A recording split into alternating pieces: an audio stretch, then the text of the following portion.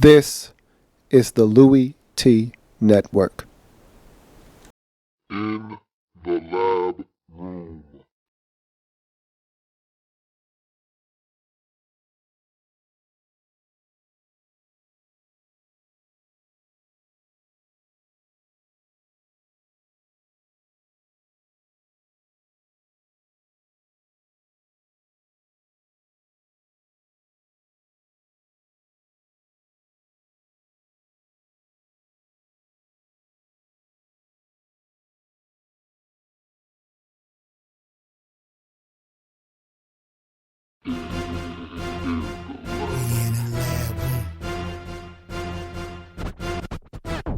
Man, I love some football. Man, I love some football. My favorite week is week 1, cause I'm watching football. First comes the preseason, and I don't take a day off. And then it gets even better when your team makes the playoffs. 32 teams go hard for one thing. They work for one thing. That Super Bowl ring. 32 teams go hard for one thing. They work for one thing. That Super Bowl ring.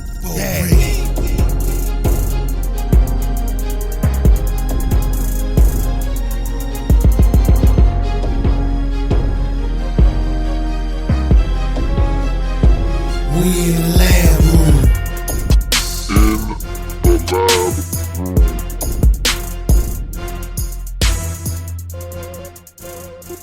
Who else could it be but me, your man, Louie T? Welcome. You are in the lab room, of course. I'm your host, Lou. Thank you for joining me. Threw it back on y'all today, man.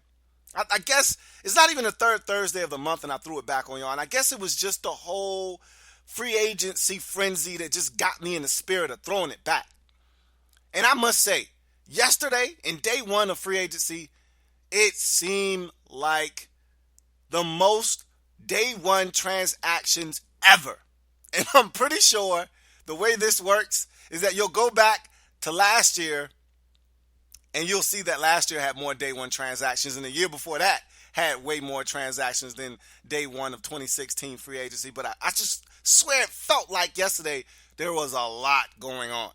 But it doesn't matter. We're going to discuss it all. And I told you on the In the Lab Room podcast, we're going to dedicate this week's episode. And really, I'm going to do about a 3 or 4 part series this week on just free agency alone. I'm going to chronicle free agency here on the In the Lab Room podcast. Keep you up to date on what's going on with each and every single team in the National Football League and what they're doing in free agency. So we're going to definitely talk free agency football. And I want to drop this quick gem on your melon. I don't want to waste your time. We're going to jump right into the proceedings this evening. Let me drop this gem on your melon. Open your mind. Let your conscience be free. You're now rolling with your man, Louie T-double-E. Open your brain up a little bit. Get you thinking. All right? And this isn't going to be your standard run-of-the-mill gem dropping session. No. I'm going to drop a one-liner on you, and we're going to keep it moving. Okay, because we got to get into every single team in free agency. And so there were some teams spending some money, and there were some teams not spending some money. And you know what? With this gem dropping session, I just want you to remember this. Okay, if you don't remember anything else I say this entire podcast today, remember this. All right, everywhere you turn, you're gonna hear people using the phrase winners and losers. Okay, there are no winners and losers in free agency. They're spenders and they're non-spenders, okay? Remember that. No winners, no losers, only spenders and non-spenders, okay? What is your team? You don't know how these free agents are going to play out. So there's no winners or losers. Because you didn't spend money today doesn't mean you're a loser. Packers never spend money. Are they losers? No. So don't think of it in terms of winners and losers. Don't let someone brainwash you into thinking this team won today, this team lost today. Because again, keep it in proper perspective, folks. Nobody wins in March. No one. No one, and I mean no one, wins in March. The Dolphins won March last year, right? What they win in September, October, November, December. What they win then. Remember, no winners and losers from free agency. Only spenders and non-spenders. Let's jump into free agency, folks. Let's do that. I'm going to run through each and every single team, talk about their transactions in day one of free agency, and then move on. We start with the Buffalo Bills. We know about Cordy Glenn getting the franchise tag. He's going to remain a member of the Buffalo Bills. Richie Incognito back with the Buffalo Bills.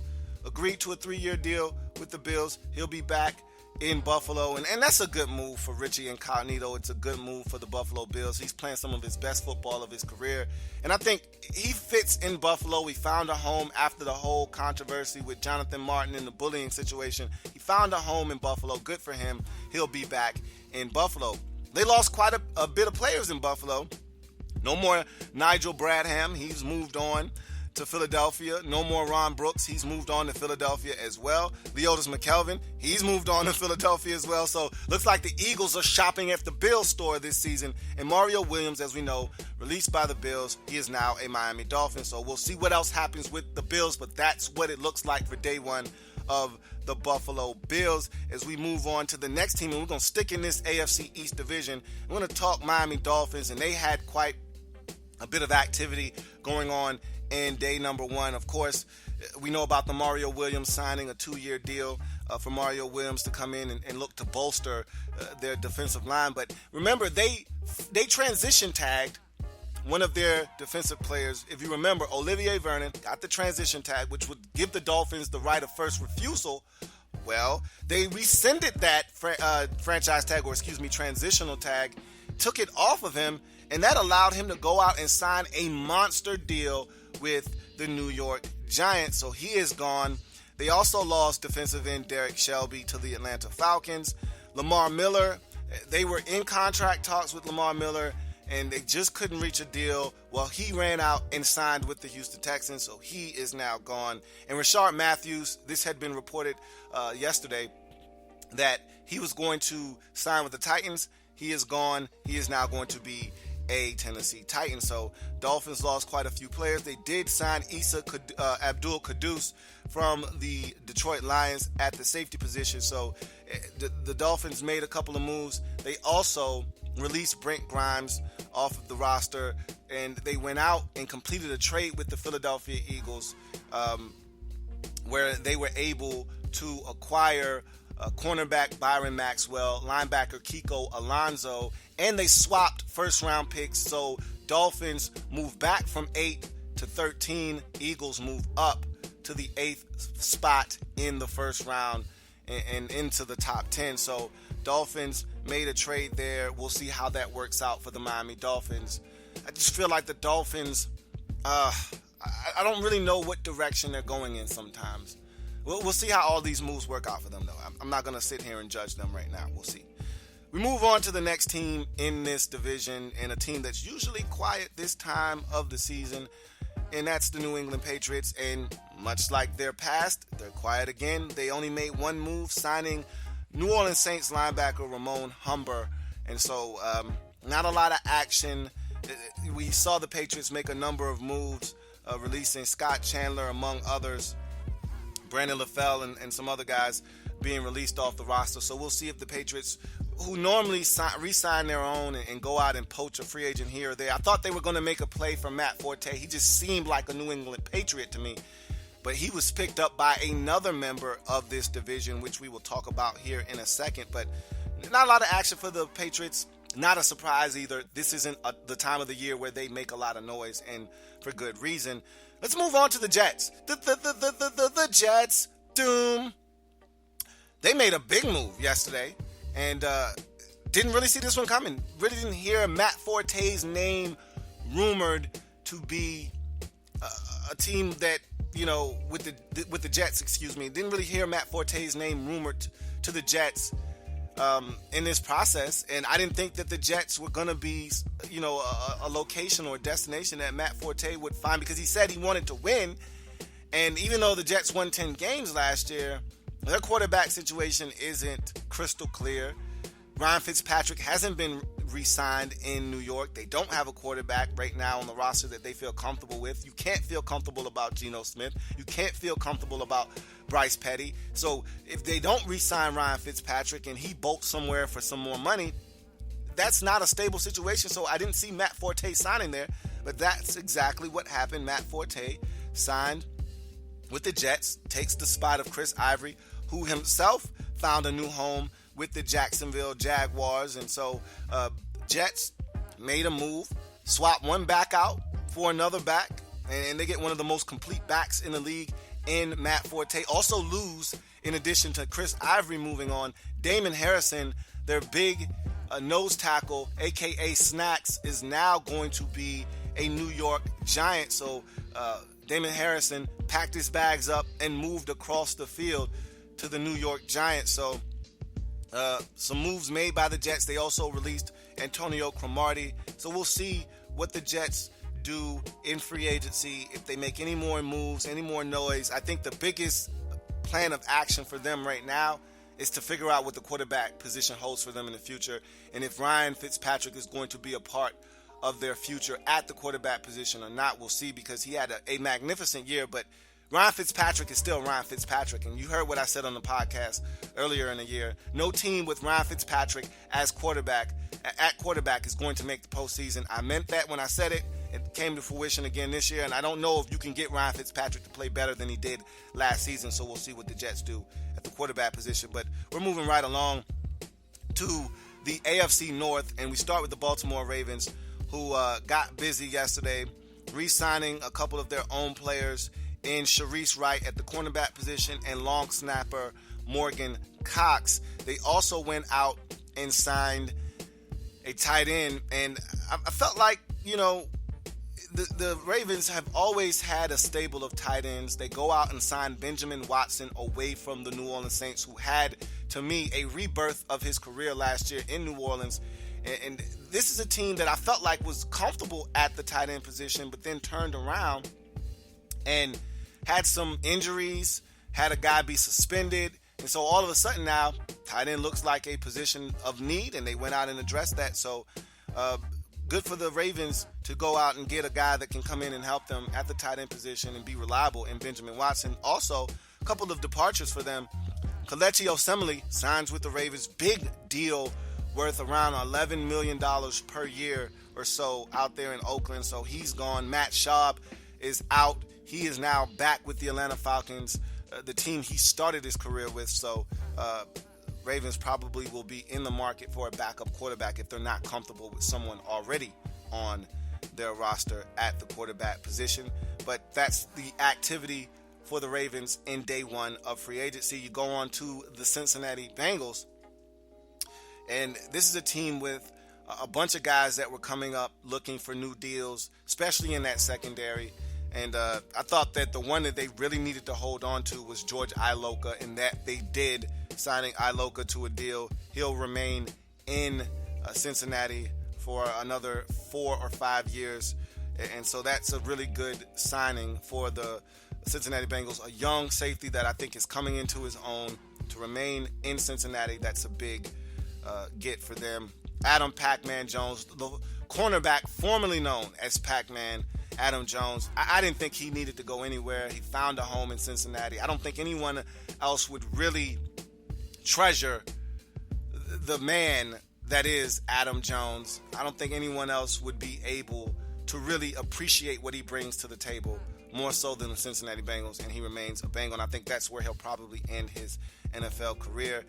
They did lose, however, Marvin Jones, and I saw this one coming. I said if they were going to lose one of their receivers between Mohamed Sanu and Marvin Jones, it would be Marvin Jones. And I felt like he was underappreciated in Cincinnati, and I thought he was going to go elsewhere and look for some money and look for an opportunity to really get out of the shadow of one A.J. Green. And they still may lose Mohamed Sanu. The Falcons seem to be hot on his trail. We'll see if he is back in Cincinnati or not. Reggie Nelson still dangling out there as a veteran at the safety position for the Bengals. We'll see if he's able to reach a deal with them. Leon Hall, another veteran. Don't know if he'll be back or not. We'll see. But there's some veterans out here that the Cincinnati Bengals could re-sign on their roster. We'll see if they do it or not. Let's move on to the next team in the division, the Cleveland Browns, a team that we know has been going under a bunch of changes this offseason. They did re-sign Tank Cartier, one of their linebackers, But as far as departures are concerned, they lost quite a bit of players. Some guys that were impact players for a team that doesn't have a lot of impact players. They did lose quite a few players, and it's understandable when there's a lot of dysfunction that goes on in an organization and you don't see change coming. It's not uncommon for players to want to bolt to a more secure situation. And that's what Travis Benjamin, Tashawn Gibson, Alex Mack, and Mitchell Schwartz all did, leaving Cleveland. And Travis Benjamin heading to San Diego to play with Phillip Rivers. Tashawn Gibson heading to Jacksonville. Alex Mack heading to Atlanta. And Mitchell Schwartz heading to Kansas City to play for Andy Reid. So Browns lost quite a few players in day one of free agency. We'll see if they're able to replenish some of the players that they lost in free agency. And again, when you get a new coaching staff that comes in, some of these guys, they don't value these guys as much as the last coaching staff did. So you're going to see a little bit of turnover when you have a new situation, just like we saw with the Philadelphia Eagles. When we get there, you'll see all of the changes being made with that organization. Same thing with the Giants. You get a new coaching staff in there, and certain guys just don't fit what the old coaching staff liked and the scheme that they ran. So this is another one of those situations where you'll see some guys depart just because it's a new coaching staff. They don't want to start over. They don't like the turmoil, the dysfunction that's going on in Cleveland. And so they're looking for a fresh start, and that's what those players left for in Cleveland. So let's move on to the Pittsburgh Steelers, a team that normally this time of the year, not very active.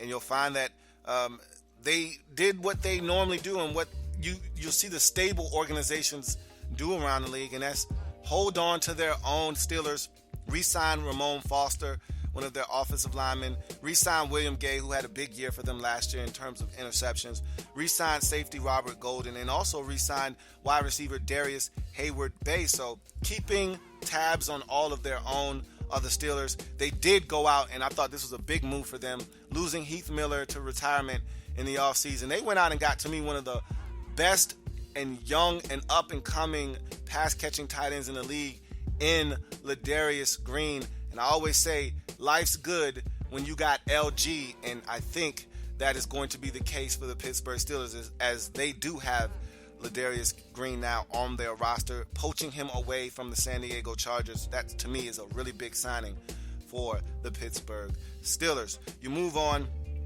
to the next division, and that's the AFC South. And we'll start with the Houston Texans, who were very aggressive in day one of free agency, probably making one of the bigger moves of day one of free agency. We'll get to that in a second, but they re-signed a couple of their own players. Chris Clark, one of their tackles, is going to be back.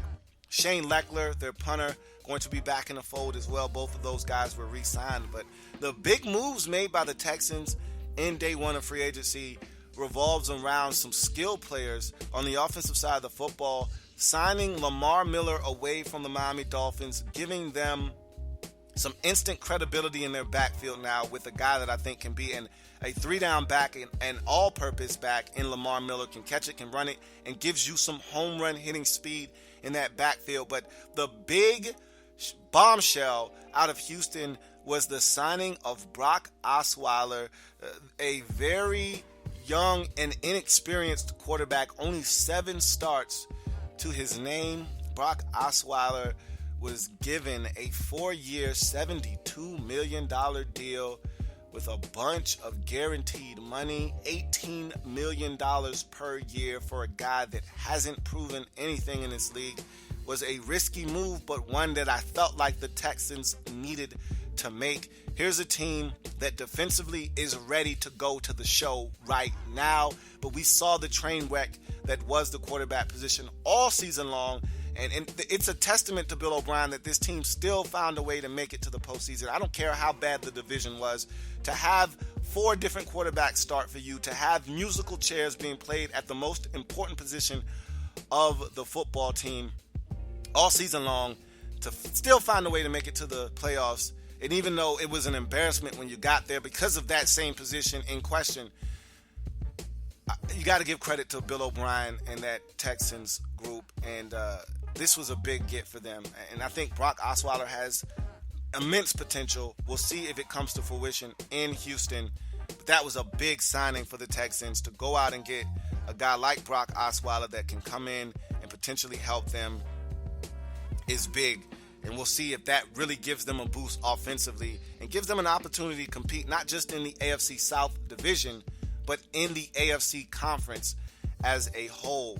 Big move for the Texans in day one. That was a power play by the Houston Texans. You go on to the Indianapolis Colts.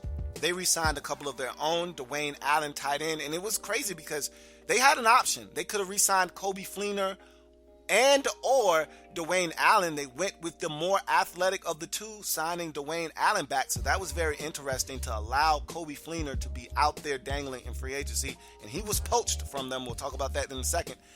But they also re-signed the ageless one, Adam Vinatieri, future Hall of Fame kicker. What more can we say about Adam Vinatieri in the career that he has had? And after being re-signed by the Colts, he will actually have been with the Indianapolis Colts longer than he was with the New England Patriots. So that is a revelation in itself. But one of the big departures for the Colts is Coby Fleener, tight end. I just referenced him. He'll be moving on to New Orleans. They lost Benjamin Watson in free agency, and so they went out and got Coby Fleener, a younger, more athletic option at the tight end position. And so we'll see how that works out for the Colts, swapping out Coby Fleener and allowing him to walk in free agency and keeping Dwayne Allen, the more athletic of the two. And Dwight Lowry, who I thought actually had a really good season for the Colts last year, left in free agency, and he is now a San Diego Charger. Thought he made some plays for them in that secondary, a couple of interceptions last year. We'll see how they're able to replace him in that defense in the upcoming season. They also have another big free agent in Jarrell Freeman, and I don't know if he'll be back or not.